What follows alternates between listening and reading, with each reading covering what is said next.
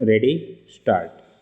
महोदय, यह बहुत प्रसन्नता की बात होती यदि माननीय राष्ट्रपति जी की जो भावनाएं थीं उसी के अनुकूल यह सरकार आचरण करती और तब हम धन्यवाद के प्रस्ताव पर यहाँ पर अपनी सहमति देते।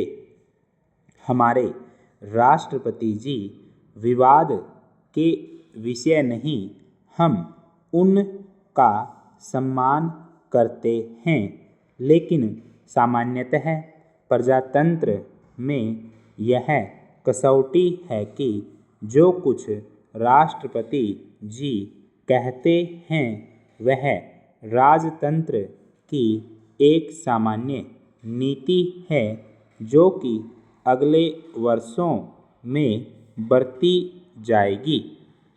इसलिए उसका विवाद के लिए आना और इस पर विवाद में पड़ना एक आवश्यक अंग है। आज धन्यवाद का प्रस्ताव प्रस्तुत करने के लिए जब हमारे मित्र पार्थसारथी जी खड़े हुए तो ऐसा लगता था कि अच्छे वक्ता, योग्य वक्ता होते हुए भी उनके पास ऐसा बोलने के लिए कोई विशेष पदार्थ नहीं था। उनके पास बोलने के लिए कोई मसला नहीं था और इसलिए वह दबी आवाज़ में बोल रहे थे।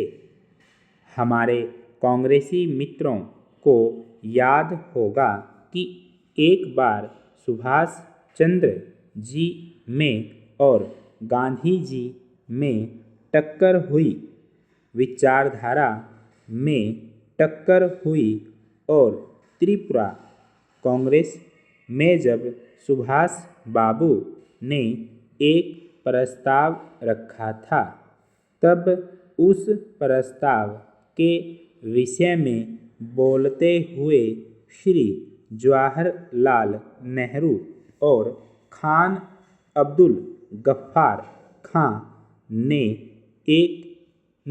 यह बताया था कि पूरा प्रस्ताव पढ़ने के बाद मैं इस परिणाम पर पहुंचा कि इस प्रस्ताव में कुछ भी नहीं है, केवल शब्द है, शब्द है, शब्द है।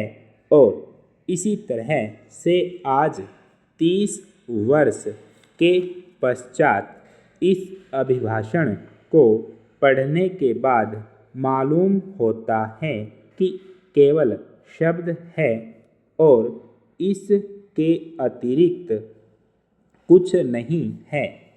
बहुत से मित्रों ने प्रांतों की बात की और बहुत से मित्रों ने शांति के मसीहा बनकर संसार को सीख दी और शुभकामनाएं दी। न तो हम शांति के मसीहा हैं और न हम प्रांतीयतावादी हैं।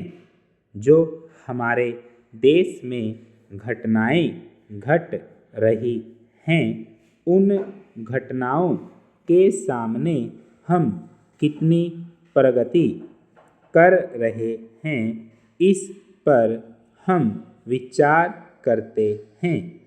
यह बात सही है कि हम यह कल्पना नहीं कर सकते कि चाहे कोई भी राज्य कितना ही अच्छा क्यों न हो, उसमें कुछ खराबी न हो। हमारे राम राज्य की कल्पना जो गांधी जी ने की थी, उस राम राज्य के बारे में भी लोगों ने गलतियां बताईं। इस राज में भी हम यह कहें कि गलतियां हैं तो हम समझ सकते हैं कि हमारे मित्र हमें अक्षमा करेंगे, और अगर हम यह कहें कि गांधी जी के राम राज्य की कल्पना को साकार करने के लिए यह जो देश आगे बढ़ा उससे हमको सीख मिल रही है।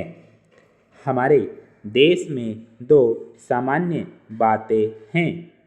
एक तो देश को आंतरिक स्थिति से और दूसरी देश की जो बाह्य स्थिति है उससे हम दोनों दिशाओं में बुरी तरह से असफल हुए हैं। हमारे देश का बाहर जितना सम्मान था उसके बारे में हमारे जो नए मित्र आए होंगे उनके सामने हमें तथ्य प्रस्तुत करने की आवश्यकता नहीं है, लेकिन 1946 में आधा संसार हमें अपना नेता मानने के लिए तैयार था, यह सच है।